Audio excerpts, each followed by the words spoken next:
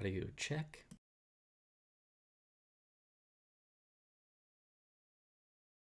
Just make sure my audio's set up here. Just give me a second.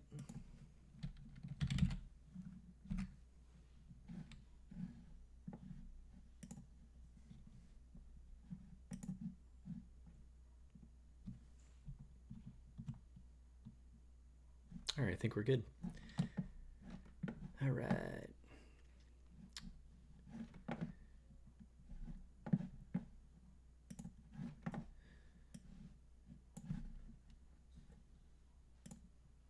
All right, perfect. All right, so I posted, I think last week, when I first seen this, posted on Twitter, and then I had it in my roundup, which was Microsoft Coyote. So this is from Microsoft Research. I made the comment that, kind of off the cuff, that I was going to look at this, just put it on my stream, take a look at it. Mainly what I'm not super familiar with it, other than I seen that it had something built in for actors, and my immediate thought was, even when this was announced a while ago, it kind of got re-brought up, which was, really, like, why is there Microsoft creating another actor framework, and is it another actor framework? So from the quick look, I think it's more than that. So I took just a quick look, and I'm just going to kind of go over what I found so far, kind of scratch the surface. And if it interests you, hopefully you can get something out of this and then dig a little bit deeper yourself to see if it's something that you want to just invest more time in researching to see if it's something you want to add to your projects.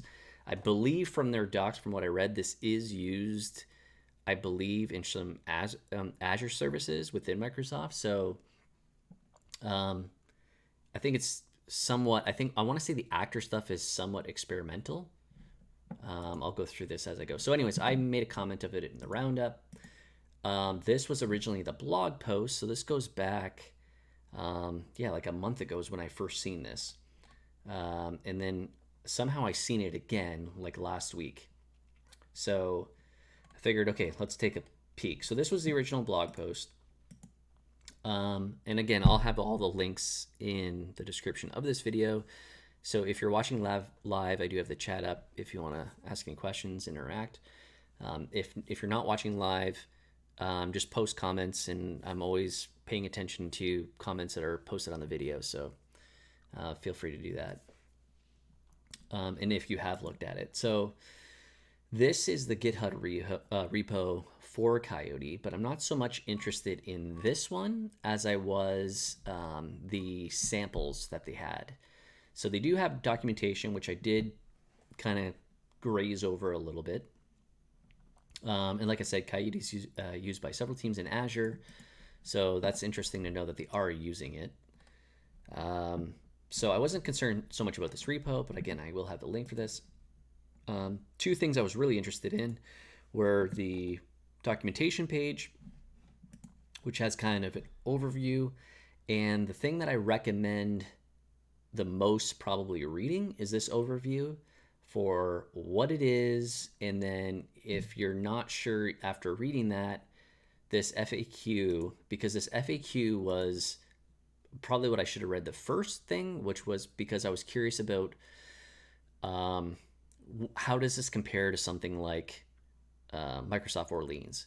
And I don't think it does actually at all now that I've kind of looked at it. I mean, there's a tiny overlap, and I'll kind of get into that a little bit, I think. But so to kind of go over this, the way that I see this working, or how I view Coyote, is the general idea here is about like how to handle things that are non-deterministic. So in modern apps that we're writing, if you're dealing with concurrency, or you're dealing with like message processing, or the lack of order messaging or ordering of messages, but as well as things like where you're interacting a lot with external services, maybe you're making HTTP calls with the HTTP client to external services. You can have failures there. You can have timeouts there. So when you're dealing with your application and not almost nothing is deterministic, seemingly, I think that's kind of the purpose of some of the stuff built into here. So one of the things built into Coyote is, I don't know if I can jump around here to kind of explain where some of this stuff is pointed to. But they're talking about non-determinism. And I'll look at this example. I have it open here in Writer. So the couple things that I've noticed, and again, this is me grazing it and looking at a couple of the samples, is they basically have a drop-in replacement for the task. So the basically system.threading.task or task.task, whatever the namespace is, they have a drop-in replacement for this. From what I understand, this is a wrapper, but the main purpose of it, so it still works with async await, just like you would normally use the normal system.threading.task, but behind the scenes, it's primarily used, I think, for around testing and the test runner that it has, which I will show here. And then second to this whole thing, which is the thing I was most curious about, is how does this, there was a mention of actors, and how does that compare to the virtual actors in Orleans? And is there any comparison? And it kind of makes sense because when we're talking about potentially dealing with concurrency and you have actors, which are like the actual execution of those actors are single threaded, you kind of eliminate concurrency. So this makes sense that if you're trying to deal with making things deterministic or trying to understand when they're not deterministic, how you can go about doing that. So two pieces that I'm going to look at, which are from their samples. So this is what I took a look at yesterday, just briefly. So we'll see how this goes from what I remember quickly looking at this. They have a couple different examples. I'm just going to look at these two hello worlds because I think they proved the basic premise of what Coyote does, but there's probably more that I'm not going to be covering here. So again, if you've looked at this more, let me know in the comments. If you want me to dig deeper than this after this video, also leave comments because I can do that. So what I'm going to do is I'm going to take a look at these two examples, as Hello World tasks and Hello World actors. So to do that, you actually first need to install, they have this global tool, or this .NET tool called the Coyote CLI. So I actually have this installed, but for the sake of doing this, I'm going to reinstall it. I've already forked and cloned this Coyote samples. This is, again, this repo here. I've already copied that over to my system, so my machine, so I already have it. And I've actually already opened it up in Writer. So I'm going to show you guys the accompanying documentation related to this Hello World. So this is the Hello World task. This is what I'm going to be looking at, and then I'll look at actors next. So the crux, I don't even need to look at this. I'll just show it to you.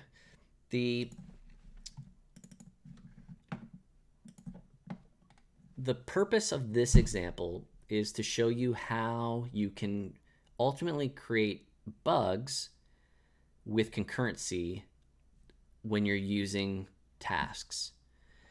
So this is just like an async main. It's using the system threading task. This is the one that everybody's probably most familiar with. And then this is the Coyote wrapped version, where it's just your tasks from the Coyote namespace. So this is just going to be program execution. And what we have here is this greeter class that we're creating from execute. So we're just calling this. And then you can see we're using this attribute, the systematic testing. So this is telling Coyote when we run our test runner, which I'll get to, hence that's pretty much why I installed this CLI. It's going to be looking for this. So because we're going to execute this. You can kind of think of this as like if you're used to using like NUnit, XUnit, whatever test runner that you're used to using. That's essentially what this global tool is going to do. It's going to execute our program, but it's going to be looking for this particular specific attribute. And I'll show you in a second here. So anyways, we have this greeter, and it does run async. So let me jump over to here, and let's make sure my font's big enough here. Let's do 24 for the sake of it. Let's bump it up a little bit.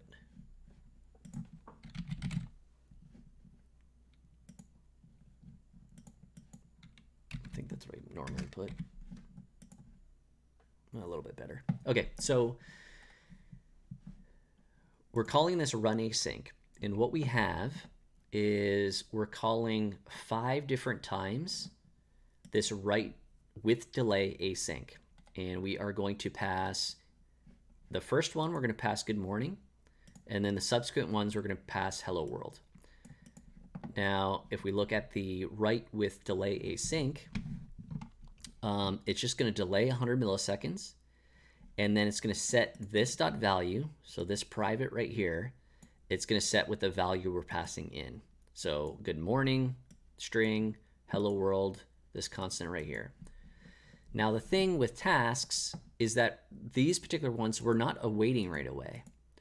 So essentially these are all going into the thread pool, and with async await we are going to call when all. So when all of these are finished, basically we're wrapping another task with all of these tasks. We're saying when all of them are done, then I'm going to console write line what the value is.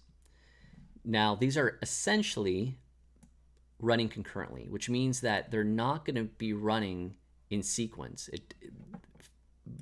In other words, is that if we have all 5 of these running, if I run this, it's by pure timing that these ones, like, they're not going to potentially finish in order, is an easier way of saying this, because we're all running concurrently.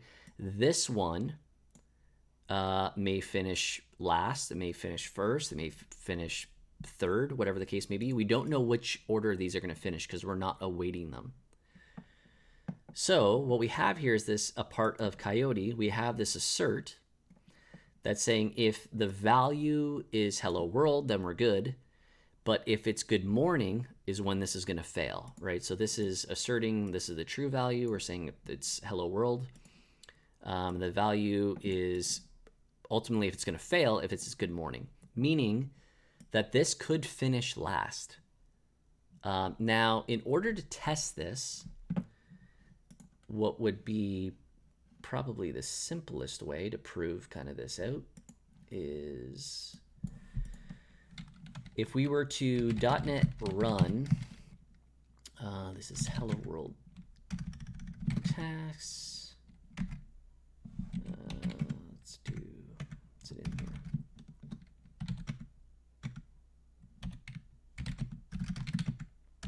What's in here? Hello world tasks, what's the file?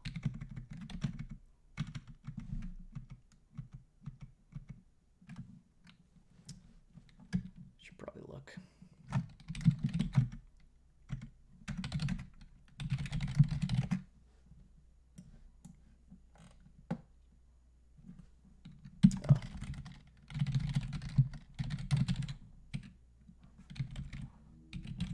So I'm going to run this under .NET Core. I think it's multi-targeting. That was some incredible luck. I actually hit good morning happening first. But if I ran this multiple times, there's no way I keep getting this. That's unbelievable. Okay, that was incredible luck. But normally you'd expect, so it's just printing hello world here, right? And this is passing. Most times, besides the craziness, oh, there we go.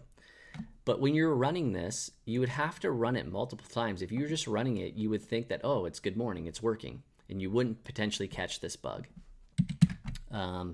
So it's working. It's working. Oh, it works. Hello world, it works. Right, I got 3 in a row. Let's see how many more times I can get this to work. And it failed. So this one's actually happening more often than not. But the idea being is that you have all these tasks, you're expecting this potentially to finish first, the last, or one of these to finish last, and it doesn't, right? So that's the concurrency component that is trying to solve. Now, this is a simplistic example, but what they have here is that CLI, so you can run, I think it's Coyote test. I should look at the actual docs here. Yeah, Coyote tests, then iterations. Okay, so if I do Coyote test, this is going to be the hello world. Well, it's going to be in bin, I think. Bin. What's it? What directory am I in right now? Oh yeah, okay. So let's do Coyote test bin hello bin hello. Can I not type? Okay, netcore 1 hello world task DLL, and we can do iterations. Let's do 30. So this is kind of like the test runner. And amazingly, it found actually, like, it never occurred once doing over 30 iterations, which is amazing. But let's do more. Let's do 60. Let's do 100.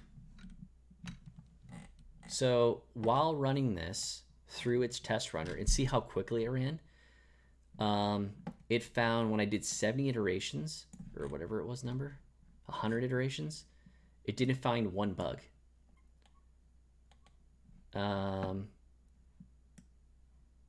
Task found Vera bugs, and then it found one bug with our results here. Explored 74 schedules, 74 fair, 0 unfair, and then it found 1.35% bugs.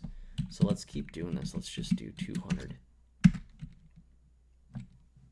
And then we see we found the one bug. And the bug, again, is because these are running concurrently, and the assertion here is that it's essentially not. So with the testing portion of this, and this only works because we're using the Coyote's wrapper of task here. So this is the Microsoft Coyote task. Still works the exact same way as it, like, you can still use async await. You're just using this drop-in replacement, and the sole benefit for it is for the tests, from what I understand so far. So that's the piece with task, and what the replacement is for testing. So let's close this one, and I'm going to show the Hello World actors. All right. So this might be, if you're familiar with Orleans, or you're familiar with Akka.net, or actors in general, this may seem familiar. I'm more familiar with Orleans. If you're unfamiliar with them, an actor framework, then I'll just explain it kind of as I go along. So let's start, I guess I can start the program. Okay, so here's our main. This is the configuration for the Coyote actors. We are creating a runtime, and then we're going to execute that runtime, which is here. So this execute really is just basically creating an actor, is what our test actor is, and I'll show that in a second here. On failure, we're going to write out, and because we're kind of using a long running process here, we're going to do a write line and then a read line to just kind of hang on to this console app. So our actor, what does our actor look like? And I'm going to use, probably if I'm talking here, I'm probably going to be comparing it against Orleans a little bit. That's fair or unfair? I probably don't think so, because Orleans, I think, has a runtime itself about where, in terms of silos and a cluster and understanding where grains, actors, virtual actors live. This does not contain any of that. I believe this is completely in process. So this is not distributed in any way across like what you would think with Orleans and silos and clusters. Again, I haven't fully read everything, so correct me if I'm wrong. But from what I understand, I don't think so. So this is what an actor looks like. You basically extend the actor type here, and you're going to have an actor ID. Now, what is different from Orleans in this particular case is that your identifier of this actor is going to be this actor ID, rather than in Orleans, you can pretty much define a pile of different types like a GUID or an integer or whatever the case may be on how you want to identify a particular actor. So with this, you actually have an actor ID. This should feel familiar. You have an onInitialize, which is essentially how you want to likely build up the state of your actor when it's created. So in this particular case, what we're doing is we're creating another actor called a greeter. And that's going to look very familiar here. I'll jump over to it a second. And when you create it, you pretty much get back the actor ID of this greeter here. So that's this one getting created, right? So that's how we can kind of reference it. So we're creating an actor, we're getting this greeter ID, which is this actor ID. And then what we're going to do is we're going to iterate over this count, which is this random integer here with a max of 5, I believe is what this is for. This is a part of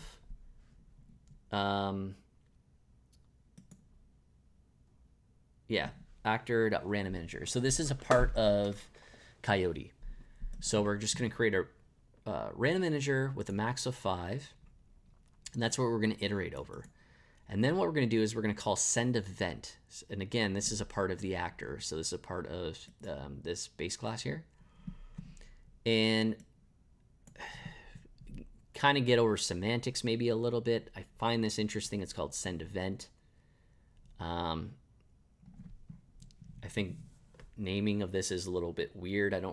I really wouldn't call this an event, but regardless, it's basically sending a message to this actor we created, and we are going to send this message, which is going to be request greeting event, and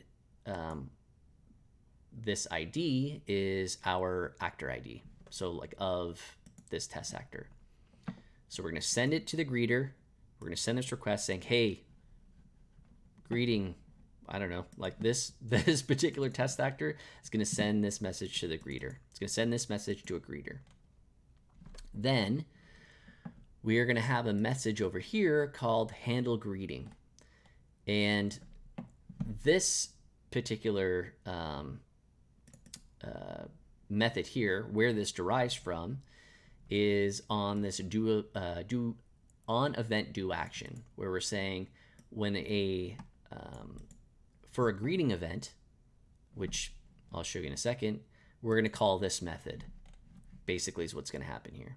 So this is kind of like if you're familiar with maybe different type of messaging libraries, you may be doing something like an interface here instead, saying I handle this particular type of message.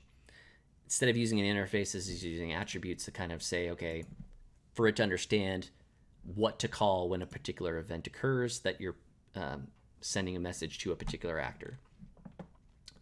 So when another actor sends a greeting event, this is what we're going to execute. Okay, so let's ignore that for a second. First, we're sending a request greeting event to the greeter. So the request greeting event just has our caller, it's like the sender who sent it, right? It's going to get over here. What we're going to do here is we are going to create this random Boolean is another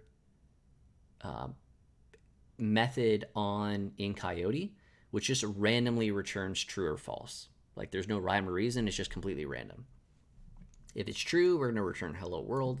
If it's false, we're going to return good morning. So this is completely random about which one we're going to return here. And then what we're going to do is we're going to send that event to the original caller that we came in, which was our in here. This was our test actor, right? So we're going to send it back to our test actor with this greeting event, and we're going to send it that string in the greeting event, right? So again, so then that's going to execute this method. It's hard to follow, I get it. So we're going from that class, sending it to this class is going to send it back. But here's the important part, and why there's a bug in this, is that we're going to create there's another method here called random boolean, which is going to basically take a max value, and this is going to represent the percentage chance that this is going to occur, meaning that 1 out of every 10, hence this comment, 1 out of every 10 times randomly, this is actually going to return true. And if it does, we're going to send another send event back to that to our test actor. So like the same method call, we're going to call again extra. So we're basically like a 10% chance that we're going to send this one again. Why does that matter? Because here, so what we're doing is in this comment is this is 100% thread safe. We're not doing this concurrently. It's not like the first example.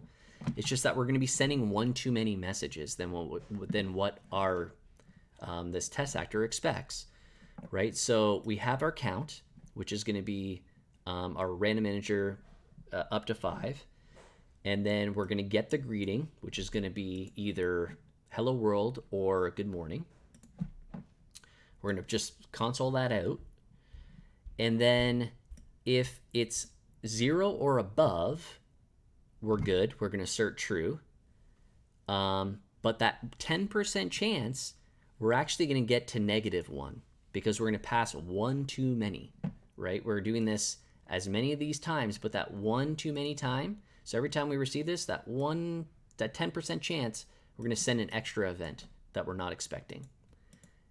And then at that point, this is going to fail. So if we were to run that, it's kind of the same scenario as the task where when I run it, there's really a 10% chance of it failing.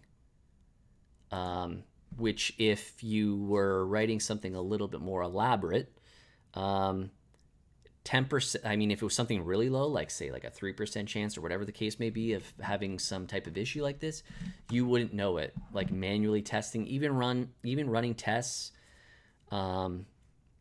unit tests locally in your CI, like you might think they're flaky, you're really not sure, and this is particularly why. So now what we can do is let's go back one. And I'm going to run Coyote. Actually, let's just run it normally.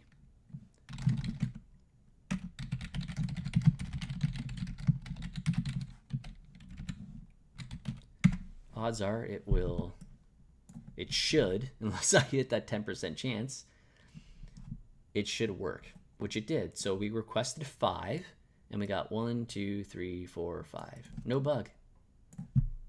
We have no issues, no bug, right? Let's run it again.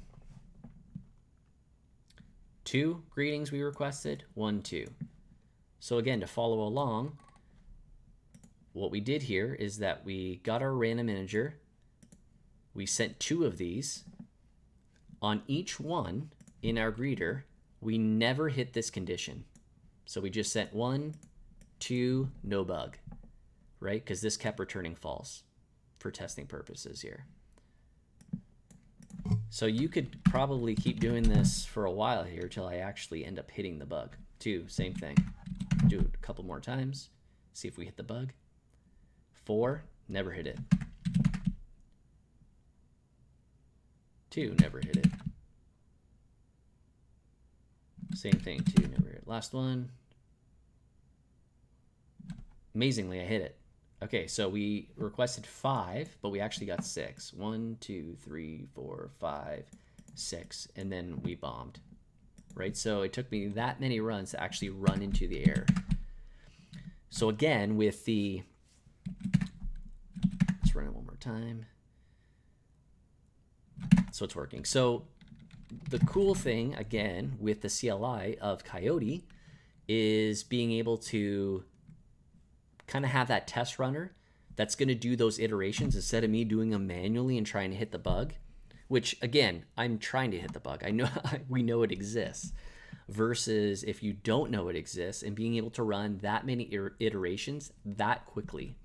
So we can do Coyote test. This is going to be bin netcore app 3. And this one was hello world actors.dll. Iterations, let's do 100. Right, and then we find the one, but we find our bug. Like every time we're gonna find this bug. Right, we find this bug every time now. It's not a matter of chance with that many iterations, and that's the cool thing is that you're doing this quickly. It's not this manual thing of like we're finding this bug every time. So that's what I got out of the kind of the quick overview that I looked at. But I think this pertains well to there's kind of one thing I totally left out here, which I didn't even really look at the sample for. They have these two this coffee machine example. But the point of it being, as what I mentioned earlier, which are, it's not, so we looked at concurrency, we looked at like kind of something where you're getting more messages than you're expecting, even in your actors. But I mentioned earlier about things like HTTP calls where you're dealing with external services, and what happens when you deal with failures for those external services or timeouts. And when you're testing, especially if you're writing unit tests, it's very easy to mock those external services out to give you back, or fake them out to give them back the results that you actually want. And not very often are you writing tests to deal with what happens if this thing times out. With HTTP and HTTP client, I can't remember exactly what the HTTP default timeout is. It's something in my world that's crazy. Like I wouldn't want to wait that long. So it kind of gives you the benefit of being able to deal with those things like those timeouts, those failures, and what you want to do when you're trying to make these external calls and they're failing. Let's see if I can actually find the example here. I don't know if I have it here.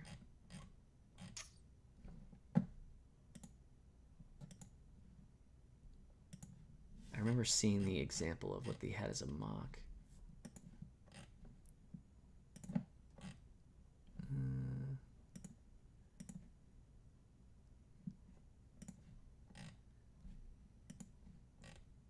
Oh, right here. Perfect. Okay. So this is exactly what I was referring to. This is basically some mock of calling some external service. And again, you're using Coyote runtime like random. So this will just randomly return true.